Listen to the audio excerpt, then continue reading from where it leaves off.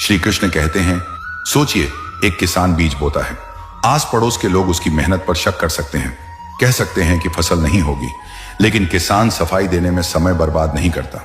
वह पानी देता है, देखभाल करता है और मौसम का इंतजार करता है। जब फसल उगती है तो सब कुछ खुद साबित हो जाता है। हमारे जीवन में भी यही होना चाहिए। काम इतना सच्चा और ईमानदार हो कि वक्त आने पर वह खुद बोल उठे, बिना किसी बहस, बिना किसी सफाई के। इसीलिए अपनी ऊर्जा व्यर्थ की सफाई में मत लगाओ, उसे अपने कर्म में, अपने विकास में और अपनी अच्छाई बनाए रखने में लगाओ। समय सबसे बड़ा न्यायाधीश है और ईश्वर सबसे बड़ा साक्षी। और जब यह दोनों तुम्हारे पक्ष में हो तो दुनिया का कोई भी आरोप तुम्हें डिगा नहीं सकता। श्री कृष्ण कहते हैं, जब छल करने वाला मुस्कुराता है तो समझो समय उसका है। जब तुम शांत हो तो समझो समय तुम्हारा है। यह उपदेश जीवन के गहरे सत्य को बहुत सरल और प्रभावशाली तरीके से बताता है। कोई व्यक्ति छल करता है और उस छल की वजह से वह कुछ पाता या जीतता है तो वह मुस्कुराता है, खुश होता है। वह समझता है कि आज का दिन उसके पक्ष में है, परिस्थिति उसके अनुकूल है। लेकिन यह खुशी या मुस्कान केवल अस्थायी होती है, क्योंकि छल पर आधारित सफलता की नींव कमजोर होती है। यह वैसा ही है जैसे कोई तूफानी मौसम में एक कमजोर मकान बनाता है जो थोड़ी देर बाद ही टूट सकता है।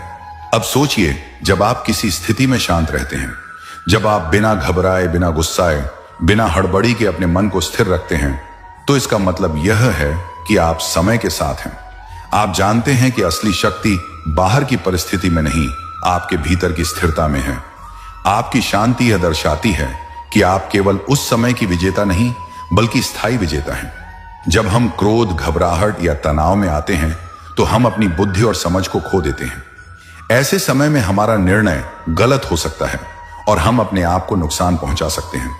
लेकिन जब हम शांति बनाए रखते हैं तो हम अपने निर्णयों में समझदारी दिखाते हैं और सही समय पर सही कदम उठाते हैं। यह शांति हमें भीतर से मजबूत बनाती है और हमें उन परिस्थितियों से पार लगाने में मदद करती है जो अस्थायी होती हैं।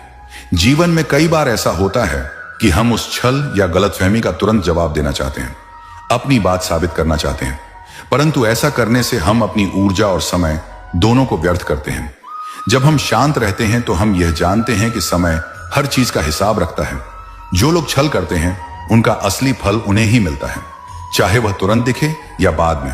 इसलिए जब कोई छल करके मुस्कुरा रहा हो तो आपको घबराने या प्रतिक्रिया देने की बजाय अपने मन को स्थिर रखना चाहिए, क्योंकि जो शांति से खड़ा रहता है वही अंत में जीतता है। उसकी जीत केवल बाहरी नहीं होती, बल्कि उसकी आत्मा भी शुद्ध और संतुष्ट होती है।